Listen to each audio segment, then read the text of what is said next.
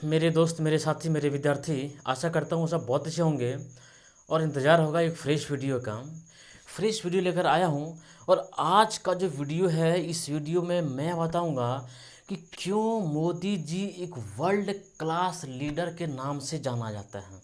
मोदी जी जहाँ एक और पूरी दुनिया का नेता, चाहे वो अमेरिका का हो, चाहे वो रूस का हो, चाहे जापान का हो, चाहे पाकिस्तान का हो, अफ़गानिस्तान हो या मंगोलिया का हो, कहीं का हो, आज हर नेता, दुनिया के हर प्रभावशाली व्यक्ति यूएनओ यानी कि दुनिया का सबसे बड़ा मंच यूनाइटेड नेशन ऑर्गेनाइजेशन का जहाँ बड़ाई कर रहे थे, वहाँ आज मोदी जी यूएनओ के 75वां वर्षगांठ पर यूएनओ की बैंड बजा दी। मतलब क्या बैंड बजा दी? इसका मतलब ये है कि यूएनओ में खामियां निकाल दी। खामियां एक नहीं, दो नहीं, बल्कि दर्जनों खामियां निकाल दी। क्या क्या खामियां निकाली हैं इस वीडियो में पूरा डिस्कस करूंगा। और भारत को अस्थाई सदस्यता की पहली बार इतना जोरदार तरीके से सिफारिश किया गया। जैसे कि जानते हैं, यूएनओ यानी कि यूनाइटेड नेशन ऑर्गेनाइजेशन, संयुक्त राष्ट्र संघ का स्थापना 24 अक्टूबर 1945 को हुआ था। इसका हेडक्वार्टर न्यूयॉर्क मैनहट्टन द्वीप पर। एक वीडियो है, मैं डिस्क्रिप्शन लिंक में दे दूंगा। पूरा डिस्कस किया हूँ यूएनओ के बारे में, डिस्क्रिप्शन लिंक में देखिएगा, पूरा मिलेगा। तो यूएनओ का 1945 में गठन हुआ था। तो सोच सकते हैं 1945 में जो भी नियम कानून कायदे बने होंगे, जाहिर सी बात है कि वो सारे नियम कानून कायदे आज के वातावरण, आज के परिस्थिति, आज के परिवेश के अनुसार वो सूटेबल नहीं होगा। ये 110% अस्थाई सत्य है। क्योंकि 1945 यानी कि 70-75 साल पहले दुनिया, संसार, लोगों का सोच, लोगों का खान पान, रहन सहन, संस्कृति सब कुछ अलग था। उसके अनुसार नियम कानून बने थे, लेकिन आज तक किसी ने उसमें बदलाव की मांग ही नहीं रखी। मोदी जी इस मांग को उतने बड़े मंच तक पहुंचाने का साहस किए, कोशिश किए। उसके लिए हम सब भारतीयों को पूरी तरह से गौरवान्वित होने का वक्त और ये क्षण तो है ही, बल्कि पूरी दुनिया का प्रभावशाली लीडर इस कदम को, इस वाक्य को, इस सेंटेंस को अप्रिशिएट कर रहे हैं। इसलिए अप्रिशिएट कर रहे हैं क्योंकि आज तक हर लोग यूएनओ को अप्रिशिएट कर रहे हैं।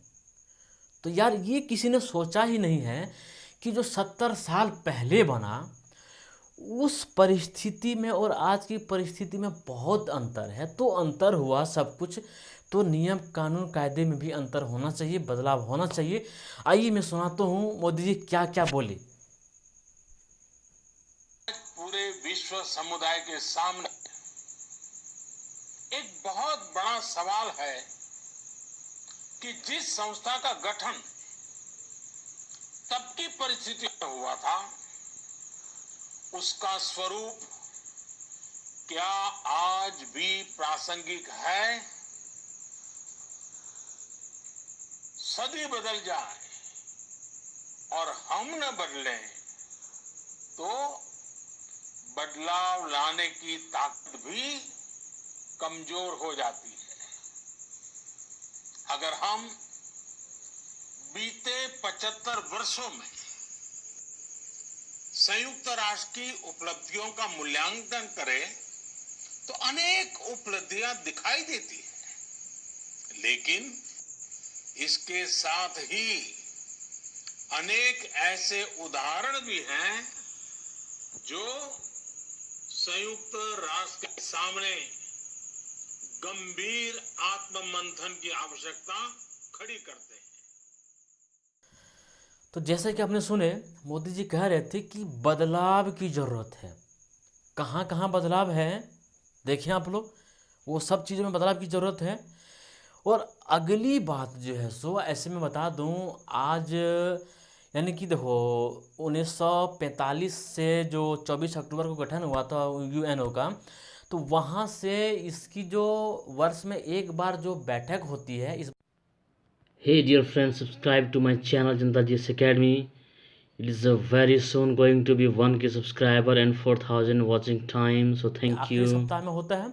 तो आखिरी सप्ताह में दुनिया भर के लीडर वहाँ जाते हैं, अपनी बातें रखते हैं, अपने देश की स्थिति परिस्थिति रखते हैं, लेकिन किसी ने आज तक इसकी खामियां और कमियों को नहीं निकाला सिवाय मोदी जी। वो भी कब? 2020 में। 1945 से 2020, 75 साल के बाद।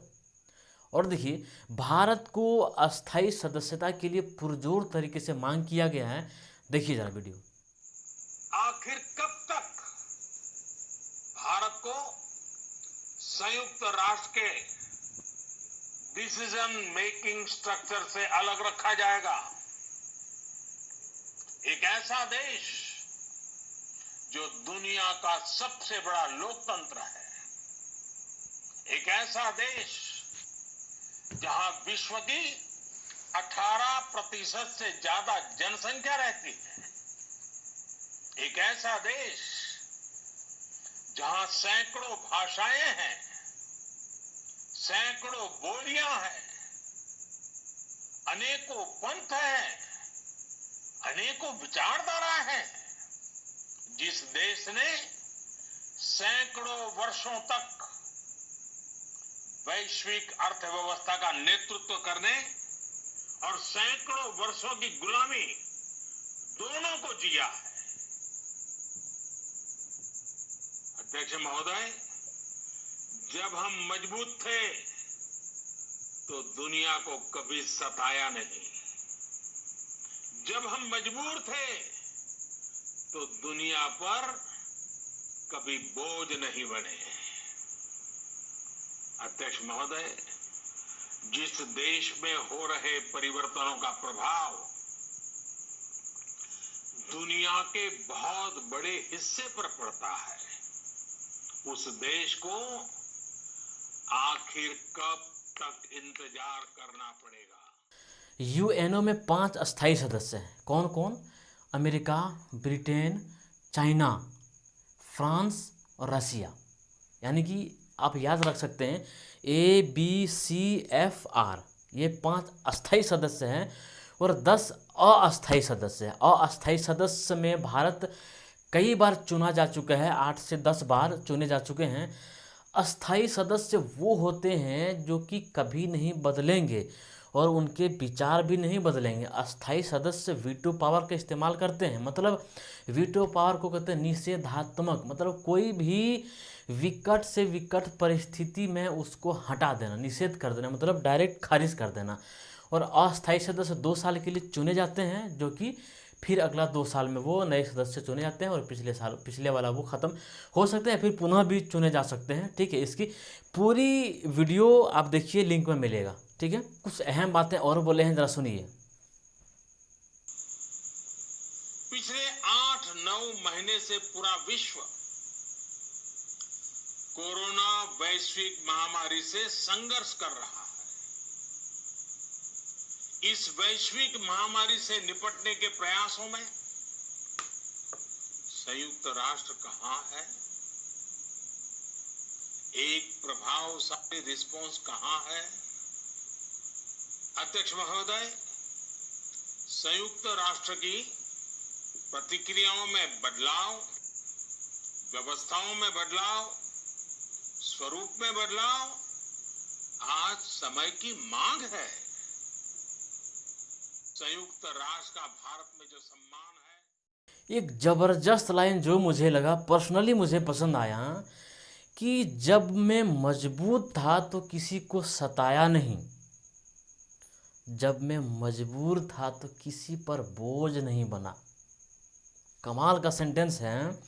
मतलब क्या है? भारत ने हर स्थिति को देखा है, परखा है, चाहे वो बुरी से बुरी स्थिति हो, चाहे वो अच्छे से अच्छी स्थिति हो। बहुत सारे चीज़ों का एक्सपीरियंस भारत को है और हम भारतीयों को तो ज़बरदस्त का एक्सपीरियंस है।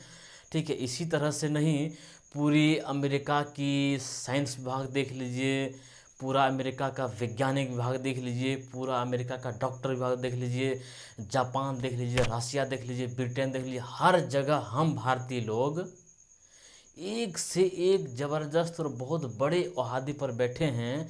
यानी कि यहाँ से ही हम लोग अपने देश से ही कुछ ऐसे नायाब नमूना पैदा कर रहे हैं, नायाब नमूना बना रहे हैं जो सिर्फ देश को ही नहीं, सिर्फ भारत को ही नहीं, पूरी दुनिया में अगुवाई कर रहा है। सो हम हैं भारतीय, मेरा देश Bharat. I am proud to be an Indian. जय हिंद, जय भारत।